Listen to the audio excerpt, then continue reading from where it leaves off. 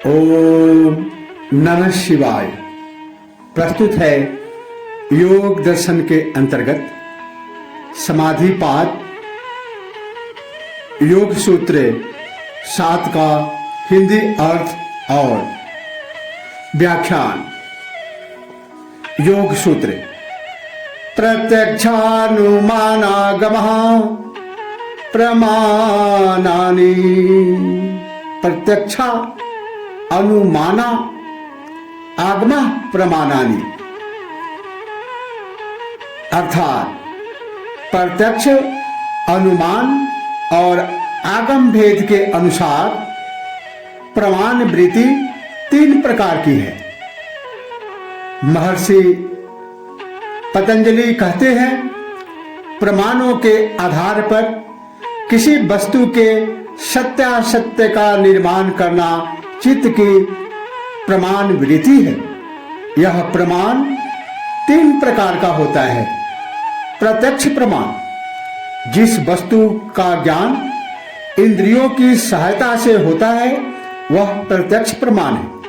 जैसे आंखों देखी, कानों सुनी, जिह्वा से स्वाद, नासिका से गंध तथा त्वचा से स्पर्श, यह प्रत्यक्ष प्रमाण है। जब इसका भ्रम एवं संशय रहित ज्ञान होता है तो वह सत्य होता है। यदि इससे संसार की अनित्यता का बोध होकर चित्त ईश्वर की ओर अभिमुख होता है तो यह अक्लिष्ट है।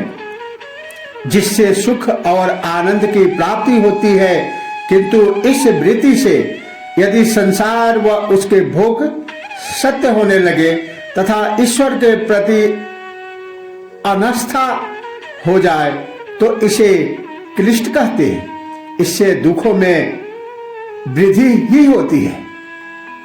अनुमान प्रमाण, जिन वस्तुओं का ज्ञान इंद्रियगत अनुभव के आधार पर न होकर अनुमान के आधार पर होता है उसे अनुमान प्रमाण कहते हैं।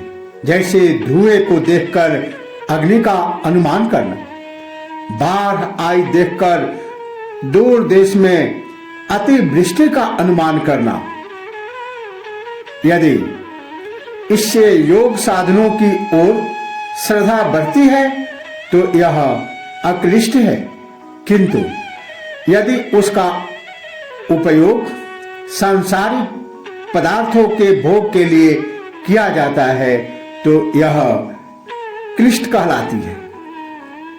तीसरा, आगम प्रमाण, जो ज्ञान प्रत्यक्ष अथवा अनुमान प्रमाणों के आधार पर नहीं होता किंतु विद्वानों तथा ज्ञानियों द्वारा कहे गए वचन तथा शास्त्र के वचन के आधार पर होता है, वह भी प्रमाण है। जिसे जिन्होंने प्रत्यक्ष देखा है सभी व्यक्तियों को उसी प्रकार के अनुभव हो जाना, अर्थात सभी वस्तुओं को प्रत्यक्ष देख पाना असंभव है। इसलिए ज्ञानियों के कथन जो शास्त्रों में संग्रहित है आगम प्रमाण कहते हैं। इनसे यदि भोगों से वैराग्य होकर योग साधना की ओर चित्त प्रवृत्त होता है तो वह अक्लिष्ट है तथा संसार के भोगों की ओर प्रवृत्त होने पर वह क्लिष्ट है। वेद, उपनिषद, दर्शन आदि उन मनुष्यों द्वारा लिखे गए हैं जिनको वैसा अनुभव हुआ, इसीलिए यह शास्त्र आगम प्रमाण है।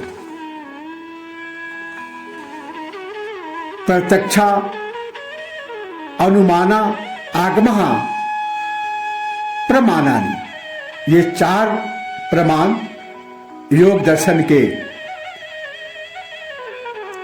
अंतर्गत